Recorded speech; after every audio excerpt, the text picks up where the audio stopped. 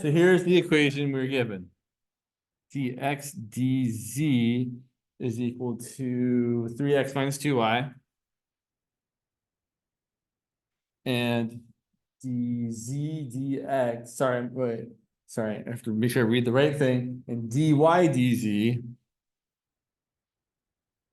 is equal to 2z plus 3y. And we're being asked the following: are things autonomous or non-autonomous?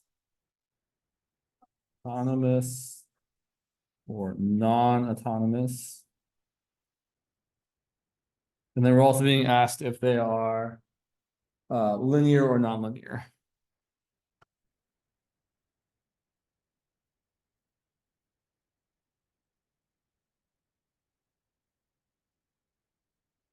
What do y'all think?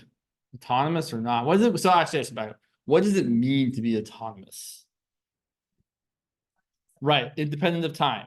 Okay, let me ask you what might sound like a stupid question. What variable is representing time here? Say again. Yeah, z, the thing that's in the bottom of your dx dz or your dy dz. So z is our time variable, or more generally, your independent variable, the thing that everything else kind of depends on. And certainly, one or more of these differential equations does depend on z. So in this situation, we are definitely non-autonomous. But we are not autonomous of our time variable because it depends on time variable. Specifically right there. dy dz or dy dt equals 2 times t plus 3y. dy dz equals 2 times z plus 3y. That z there is making it not autonomous because it's dependent on the independent variable. What about linearity? I always feel like linearity is weird to ask about when you have something that's non-autonomous. I wonder what the book says about linearity here. Curious. Terminology. Do we say anything about linearity? Probably not. Two has a form. Yeah, but I feel like. Yeah, let's do the answers. Let's see, section 10.1, number 5. My guess is that I would, if I had to guess, I would say it's non-linear because it's non-autonomous. Because a linear system of differential equations has to be just dependent on the x and the y, or the x1 and the x2, not the t or the z or whatever the other thing is. Let's see what the book says. 10.1, number 5. No, they say linear. Dicks. Okay. I guess. So I guess you could argue linearity because each variable is only raised to the first power and they're not multiplied together. So I guess we can say linear. And then finally, although it doesn't ask about it. Oh no, homogeneous. Non-homogeneous because of the stupid z thing there.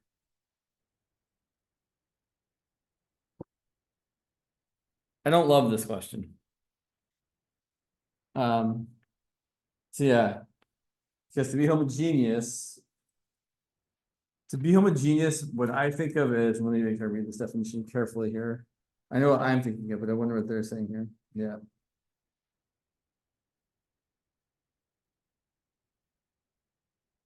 It's not what I'm looking for.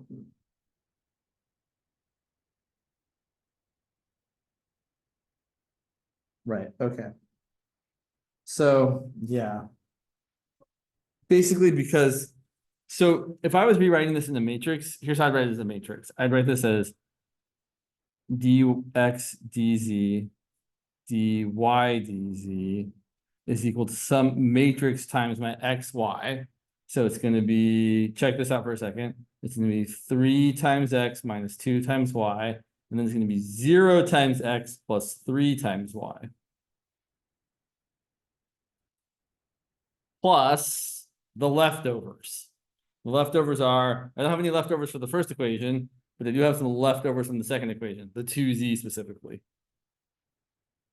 So the fact that these leftovers here are not 0, 0 not being 0, 0 means it's non-homogeneous.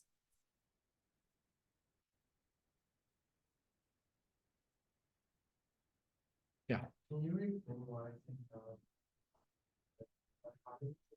So it's non-autonomous because, in fact, so let me go clarify here. So the way the book defines autonomy versus non-autonomy is still in section 10.1 here.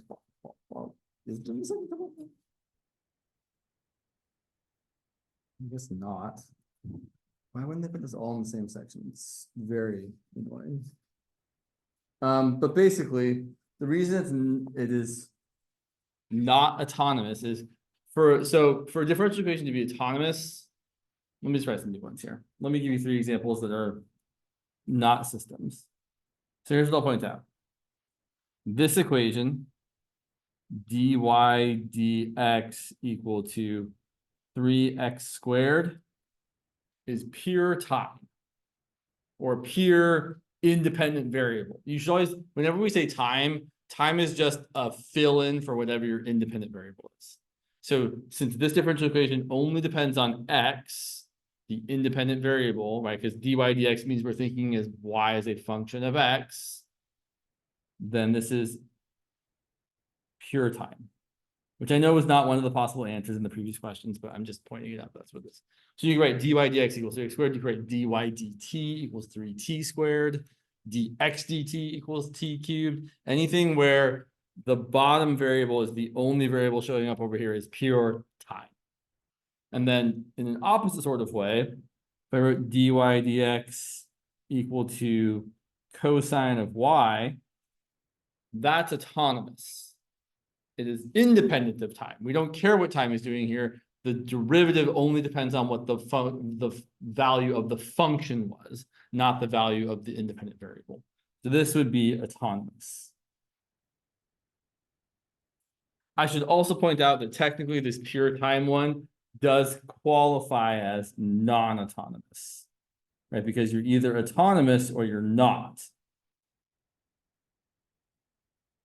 But a better example of something that's non-autonomous would be something like dy dx equal to x squared times y cubed, or dy dt equal to y to the 5th plus t to the 7th. Both of those are non-autonomous because your derivative depends on the independent variable. And maybe there's some other stuff over there as well. So technically, this one, and this one are all non-autonomous because dy dx depends on x, dy dx depends on x, dy dt depends on t. dy d whatever depends on the whatever. So here, the reason we're getting non-autonomous is because specifically this dy dz depends on z, and that's what's making it non-autonomous. On the other hand, if our system of differential equations was more typical of what we're used to seeing, like if someone had written dx dt equal to 5x1 plus 7x2 and dx2 dt is equal to 3x1 minus 4x2, this would have all the things we like. This is autonomous, linear, and homogeneous. And we can write it as dx1 dt, dx2 dt as a vector equal to the coefficient matrix 5, 7, 3, -4 times the variable vector x1, x2. And there are no leftovers, or the leftovers are 0, 0. So the leftovers being 0, 0, that makes it homogeneous. And not having any other, right, having only x1 and x2 and no other variables wafting around over here, that's making it autonomous.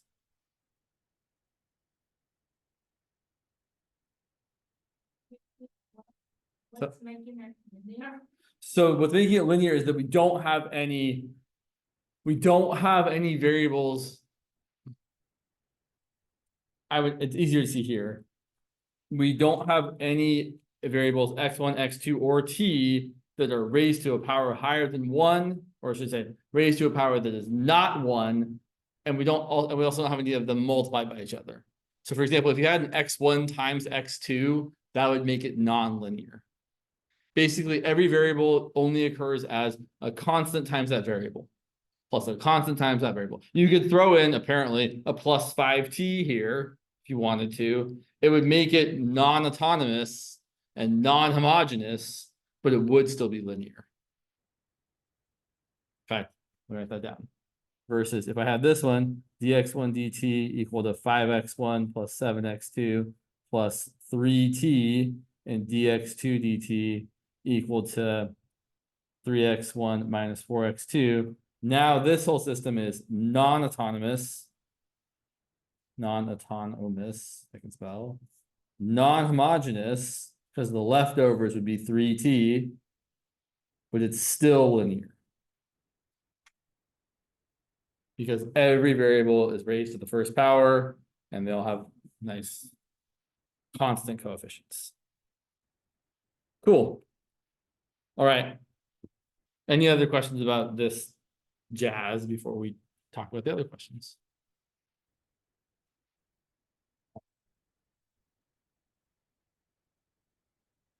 And 12.2. Get there eventually. 12.2, number 9 and number 15 were requested. I had my paper there. Why didn't you see that? Oh, number 9. All right.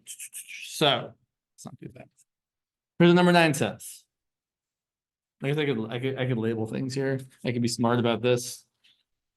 By label, I mean like actually, right? This is section 10.1, number 5. And this next one's going to be section 12.2, number 9.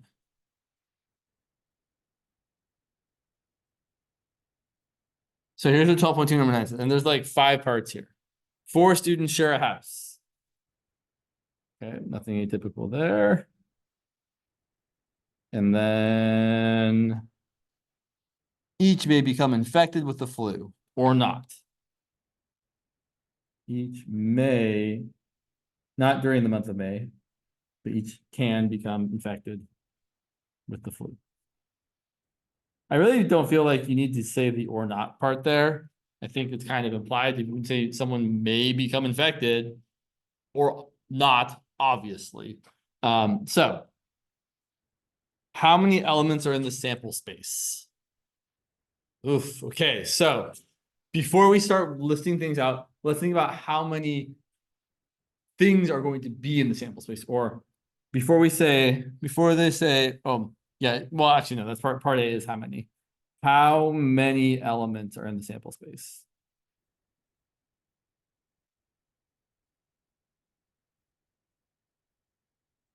Okay, well, each of the 4 housemates can either get the flu or not.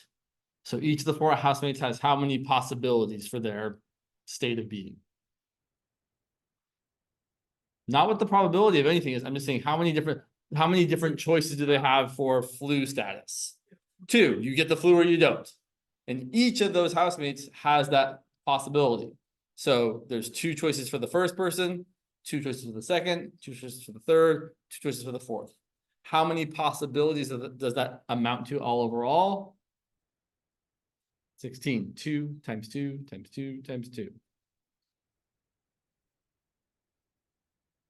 That is the size of the sample space, which kind of looks like an absolute value of your omega if you want to write that notation. I don't think you need to write that though. Okay, now it asks us to list them. So this, for me, this requires like making up some letters about stuff. So yeah, how do I want to do this even? I don't even know what I would do. How do I want to write, like list the sample space? So I have students, let's call them A, B, C, and D. We could think of like their names as an A name, a B name, a C name, and a D name. Aurora, Bob, Clyde, Dave, I don't know. Those are 4 names that start with those letters. And so you can either have a person getting the flu or not, I'm going to use the notation I'm already familiar with, which is the complement notation. So here's one possibility. Everybody gets the flu. Here's another possibility. A doesn't, and everybody else does. Okay, I would rather be systematic about this though. So here's how I'm actually going to do it. I'm going to make a tree. A gets the flu or A doesn't get the flu. And then B. B gets the flu or B doesn't. B gets the flu or B doesn't. And then C.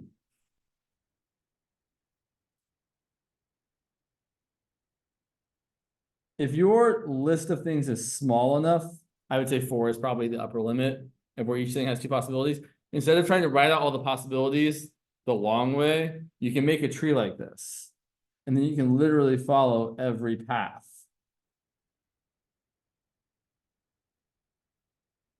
Sorry if my writing's kind of small here.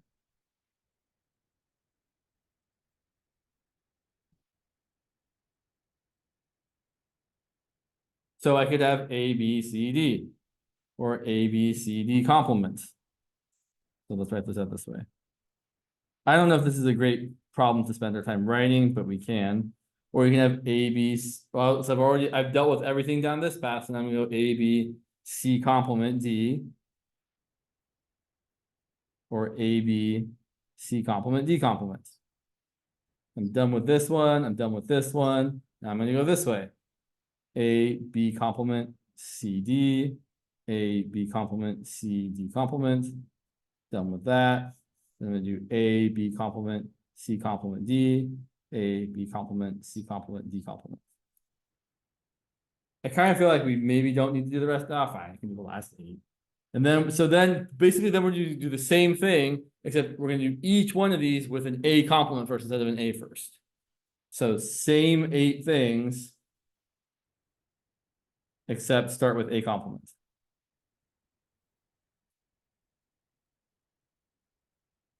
So it'd be A complement B C D, A complement B C D complement, A complement B C complement D, et cetera, et cetera, et cetera.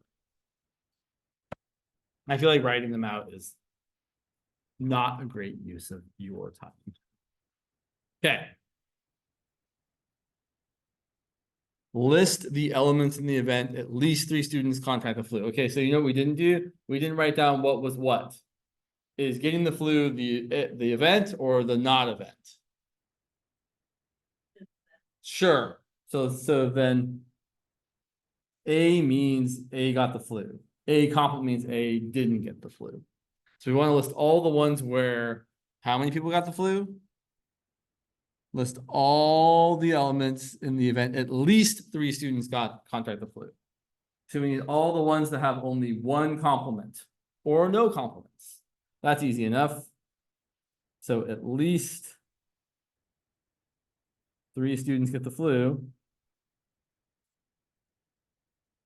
That's going to be A, B, C, D. All 4 get the flu, or 3 of them do. A, B, C, D complement, A, B, C complement D, A, B complement C, D, A complement B, C, D. Those are the 5 ways at least 3 of the students can get the flu.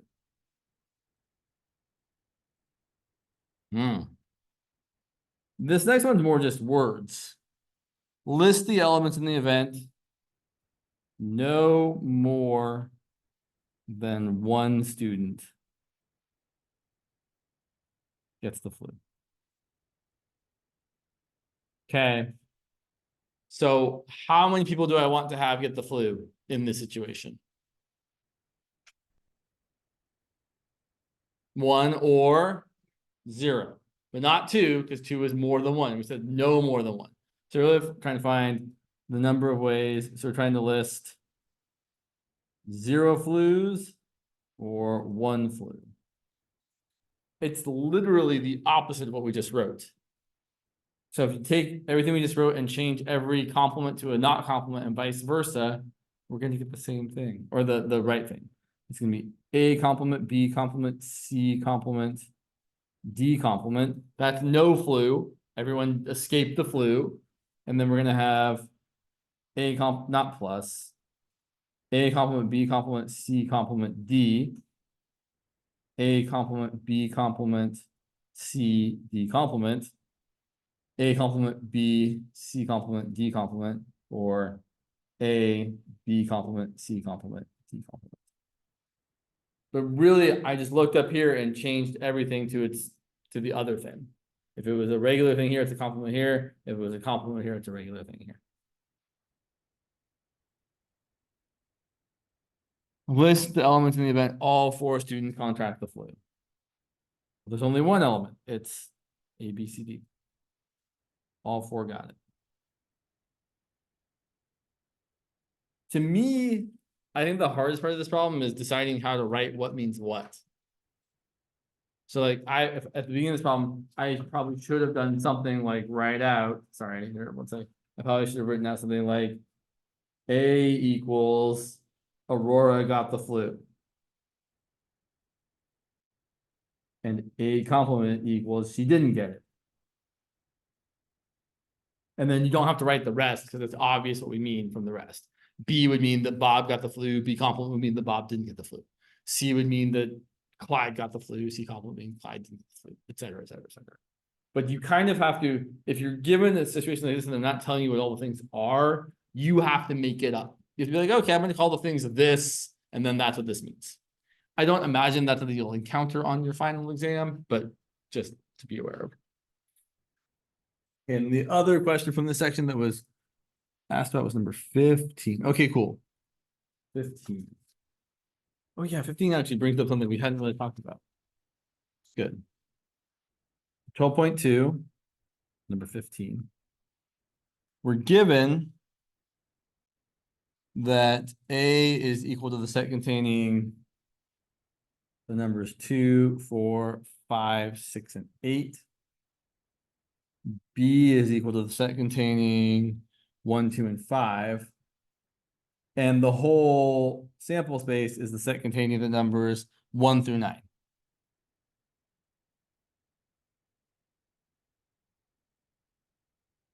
And then we're asked to find specifically A complement intersect B complement. And we're going to do this 2 ways so I can show you something that I think is kind of cool. So first, let's find A complement. So A complement is everything that's not in A. So things that are not in A that are in the sample, right? So we have to be super careful here. If I just said everything that's not in A and I didn't specify my sample size, you can start listing out 10, 20, 30, 40, 55, right? All the numbers not in A, there's an infinite number of numbers. But if we are if we're thinking that our sample size is just the digits 1 through 9, okay, then A complement is going to be 1, and 3, and 7, and 9. There's your A complement. You might have seen this notation before. This is the entire sample space minus A. And that is the symbol that people typically use for set subtraction. Although you could use a regular minus sign, it's just not the way it's done. And then we know what B is already.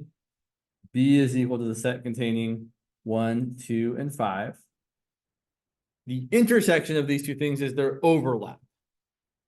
How many, show me on your fingers, how many things are in the overlap of A complement and B? Just 1, and it is the number 1. So A complement intersect B is equal to the set containing just 1, which means the complement of that is going to be everything else. So it's going to be the entire sample space less that one thing. So it's going to be a set containing 2, 3, 4, 5, 6, 7, 8, and 9. That's one way to approach this problem. It's a perfectly fine way of doing it. Another way to approach this would be to say, well, I'm going to use what is known as De Morgan's law. It's not as fancy as it sounds. All it says is that if you have the intersection of the complement of the intersection of two things, it's equal to the union of the complements of those things. So watch this for a second. It's equal to A complement union B complement. Quick question for everybody. What's A complement? Just A, right? The complement of the complement is just the thing you start with. So this is really just A union B complement. Let's actually find out if it is. So B complement over here is everything except for 1, 2, and 5. So it's going to be 3, 4, 6, 7, 8, 9. A is the same thing it was before. A is 2, 4, 5, 6, and 8. If we take the union of those things, that means we want the list of everything that's in either one of them or in both. That's going to be, I got 2, I got 3, I got 4, I got 5. I wrote 5 twice here. That's silly. I got 6, I got 7, I got 8, and I got 9. And oh, look, they're the same.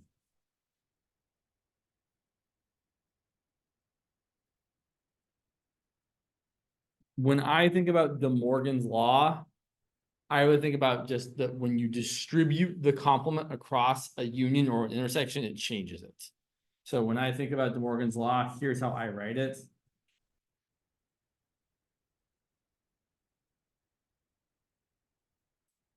It's that the complement of A intersect B is equal to the union of the complements. So the complement getting distributed changes the intersection to a union or vice versa. The complement of the union of A and B is equal to the intersection of the complements of A and B. I don't know if he's talked about this in class. It's not super duper important, but it just, that's what I'm seeing here is how you would look at this. Or, I mean, really, right, again, we didn't have to use this formula here. I just kind of wanted to show it to you, I guess. So maybe you don't even know this at all, but it seemed like a right place to say it, so I said it.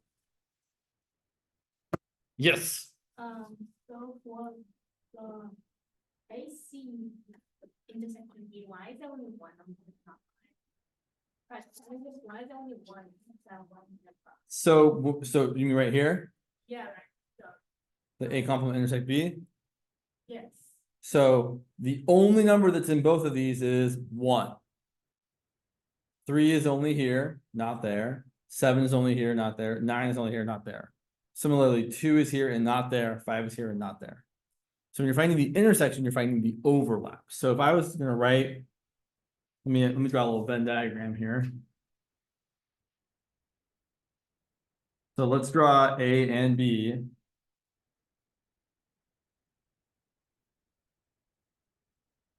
There's A. There's B. The only thing in the overlap of A and B is 2 and 5.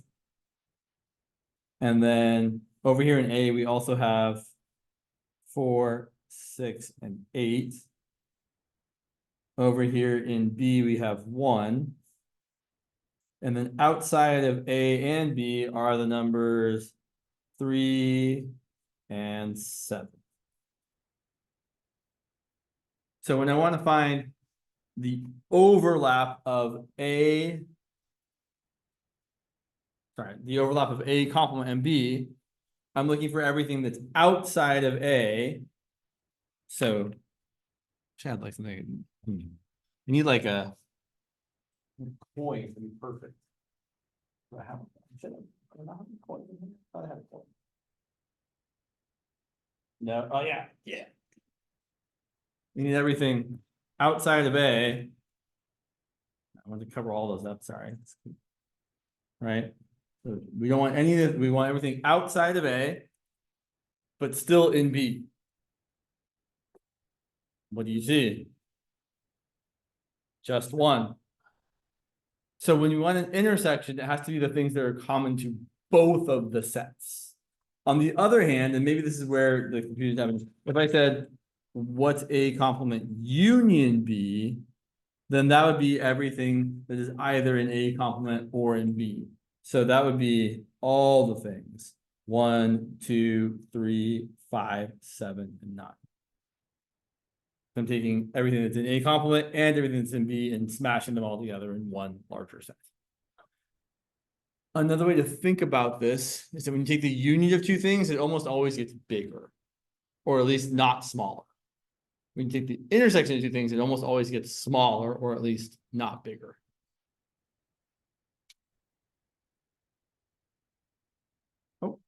change my. I didn't see you coming in there. Cool, all right.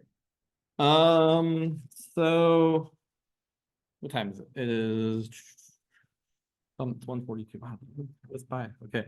Let's take a quick stroll through what we should know. Now, obviously, the practice final is going to give you some intuition to that. Right now, I don't know. What was your all experience with the practice final he gave for the practice midterm and the actual midterm? Were they pretty much like the same material verbatim, like there wasn't any surprises? Okay, great. Sure. So then let's not be super. I was going to go through the entire kind of syllabus and be like, these are the things to know. But I feel like let's look at the practice final first and talk about the topics, and then we can look at the practice final. And I do. People asked, and I will do my best to write a practice final, and I'm trying to get yours done first because your final is sooner than everyone else's. Oh, I had a question for you all. Did he ever talk about polar coordinates? Because did you look at the first problem on the practice final? Okay, I would encourage at least one of you to ask him about that. Because either this is a final he gave before and he's just using it again and he doesn't remember that this is on there, or he actually might ask you to use polar coordinates. Right, exactly. So we're not going to spend the time today trying to learn polar coordinates in a second because it takes more than a second. You all need to ask him and then let me know on Friday. So someone send him an email or go to office hours or something and be like, did you mean for us to know about polar coordinates which you've never mentioned in class? That's what I would recommend. So here's what I would say about this one. This is clearly a proof the limit exists. Because if he's asking you, well, that's not true, James. It might be true. But let's not get too involved yet. So let's go ahead and just walk through this and talk about what we need to know. Ooh, that's okay. There's something there. So what do we need to know for the final? Topics to know.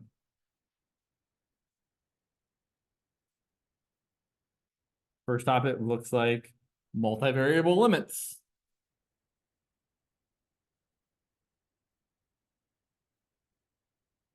For multivariable limits, one of two things is going to happen. Either the limit's going to not exist by showing different paths get different values.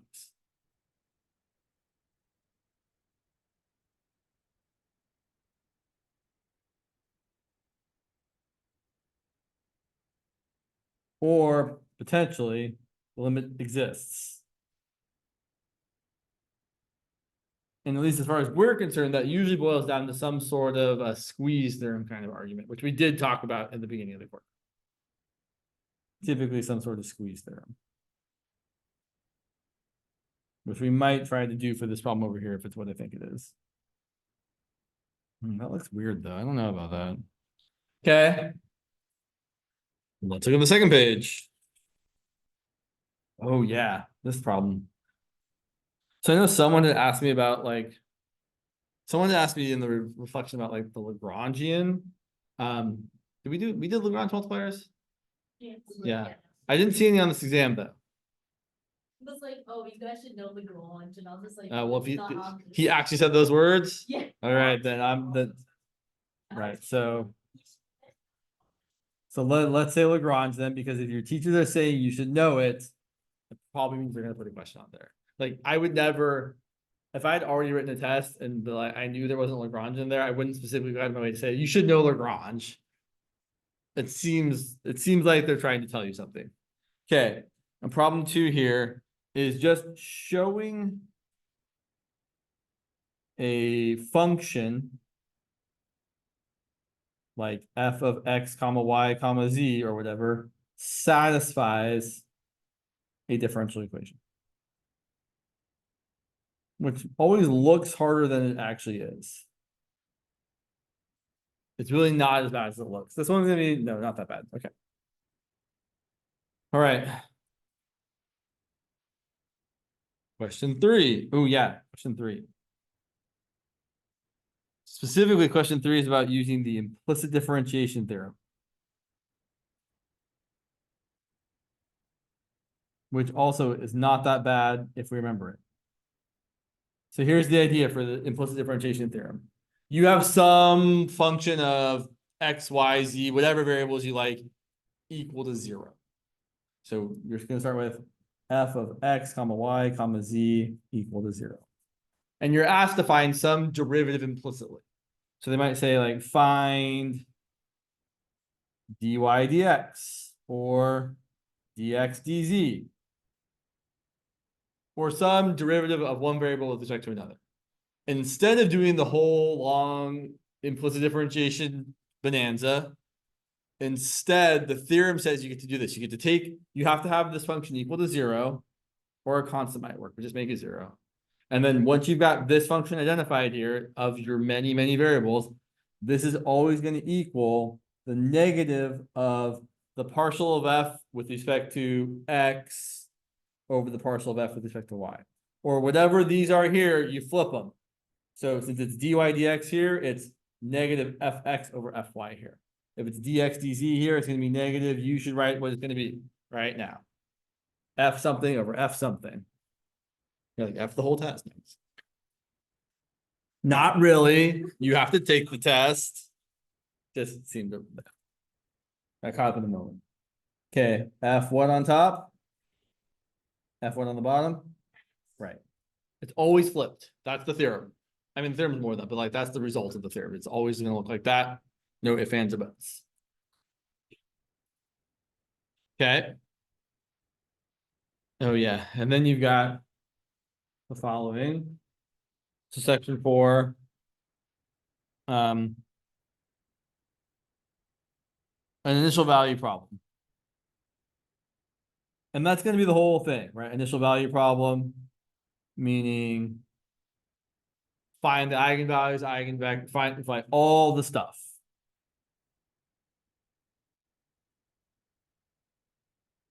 Eigenvalues, eigenvectors, the solution, the constants C1 and C2. What else here? Being able to write the system as a matrix, being able to write it in the matrix vector form, right? As a matrix times a vector. Maybe plus another vector if it's non-homogeneous like this one in the test is. And then classify.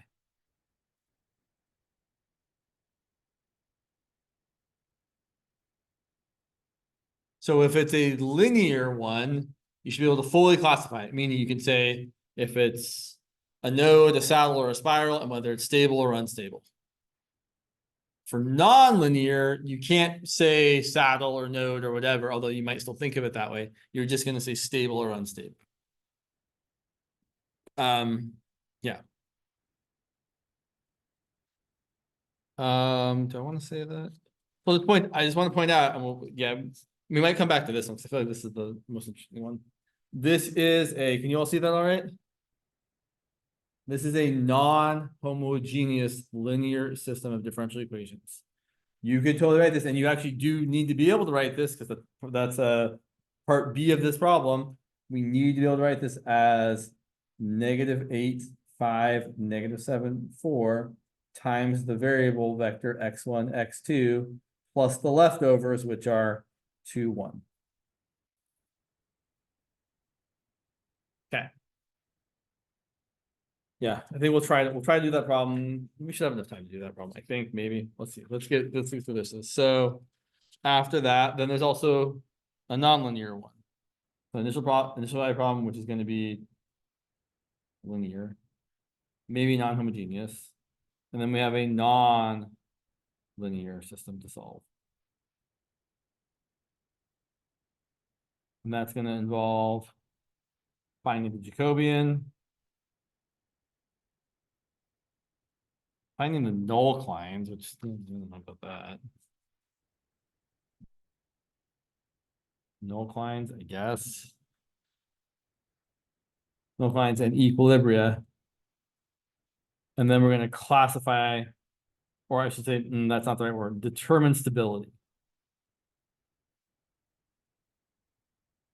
I'll remind you, for nonlinear systems, when you're using the Jacobian, the way you determine stability is well, I mean, there's lots of ways. You could go ahead and find the eigenvalues, kind of like you're used to, and then be like, well, okay, both eigenvalues are negative, so I know it would have been a stable node, so I'm going to say it's stable. Or one eigenvalue is positive, one eigenvalue is negative. I know it would have been a saddle, so I'm going to say it's unstable. Or both eigenvalues are imaginary with a positive real part. I know it would have been an unstable spiral, but I'm just going to say it's unstable. So you can find the eigenvalues and do that. Or you can use the trace determinant method we talked about, where we know to be stable, it's going to be stable if the determinant is positive, right? Because if it was negative, what would we have? Saddle, which is unstable, and the trace needs to be negative. Good, you guys are on top of it. That's what you need to look for. That there's a theorem in the book. And then if it's not, if both of those conditions aren't met, then unstable. So if the determinant is negative or the trace is positive or both, then it's unstable. And then after that's the probability stuff, which I don't feel like it's like it's. I mean, we can make a list that goes on and on and on. Permutations. I can't imagine there won't be some sort of Bayes formula problem in there. And his Bayes formula problem does look more challenging than the ones we've been doing, so we'll certainly cover that. And then this problem 8, which just looks, oh, I guess the other thing I should say is expected value and variance. Those are things as well. So I wouldn't pretend like this list is conclusive, but these seem to be certainly the things that are highlighted on your practice final, except for the Lagrange, of course. So I will try to write a practice final that includes most or all of these topics. I'll probably include a Lagrange problem so that you have some practice doing that as well. Try not to make it too gross. Let's go back and look at this non-homogeneous system for a second. Because that's the one, I'll be honest, that's the one that's hardest for me to do. Because I always have to remind myself, what am I doing with this non-homogeneous thing? And I lost it here. Where'd it go? It's somewhere. There it is. Nope. Maybe. Just kidding. We won't do it. No, okay, here we go. So here is our system. And first of all, okay, autonomous or non-autonomous? What do you guys think? Definitely autonomous, because my differential equations only depend on x1 and x2 and not t. Homogeneous or non-homogeneous? I know I already decided that. It's non-homogeneous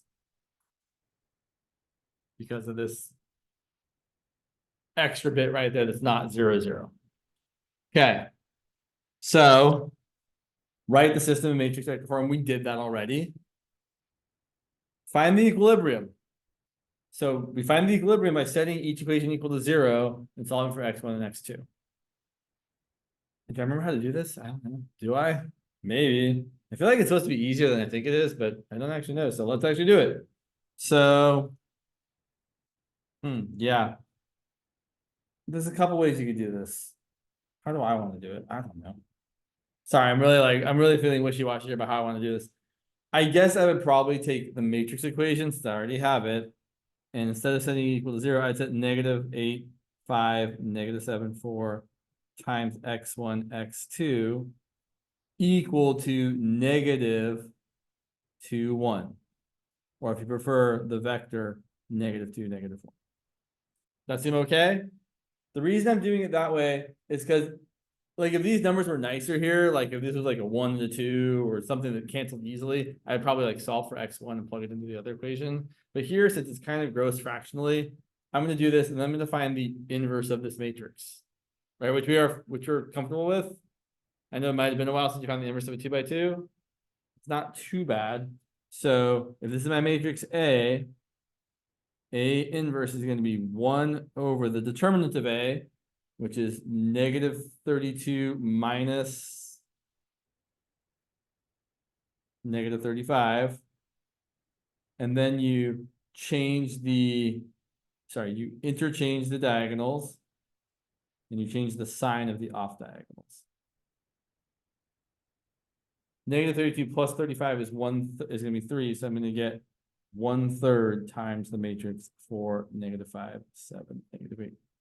But what that tells us then is we can solve this equation A times X equal to B as X equal to A inverse times B. So I can say that my X1, X2 is going to equal A inverse, which is 1/3 times the matrix for negative 5, 7, negative 8, times the vector negative 2, negative 1. So then if I multiply this out, I get 1/3 times negative 8 plus 5 and negative 14 plus 8. And whoever wrote this problem did a good job of making sure the numbers turned out nicely.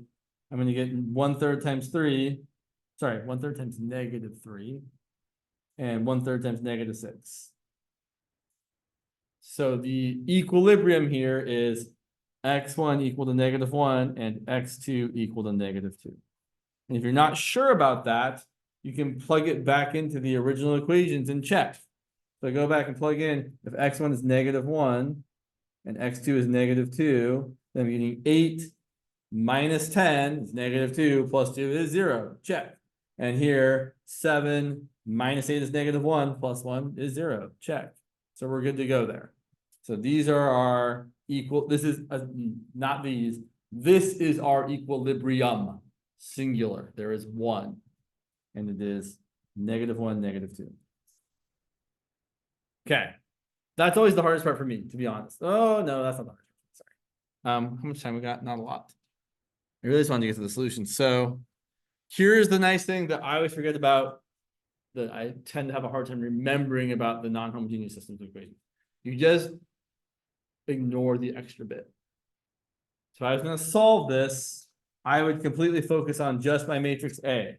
So to solve, we're going to look at A equal to negative 8, 5, negative 7, 4. And we do the usual things. You don't have enough time for it, really. Find the eigenvalues, find the eigenvectors, find your solution, and at the end of the day, you tack on the extra bit at the end. So we'll do that on Friday. So I think on Friday we can go through as much of the practice final as you want, or as we're able to. I feel like I can get through all of it, but never. That last, oh, maybe not the last problem. The last problem was a little dicey. But if there are things you want me to, if you have like a hit list of what you'd rather I go through first, you should let me know. Otherwise, I'll probably just start at the beginning and go through the end. They'd be like, James, I really want to see problem 7. Go, great, you do problem 7. And then, yeah, I think that's all I have to say, really. I'll see you all on Friday. Good luck on your finals. Oh, in case I hadn't said it already, please fill out the thing on Canvas. Yes, but no, I'm actually not referring to that. I'm referring to the course evaluation. Please do fill that out when you have a moment. It should only take a few minutes. And also please do fill out the attendance form.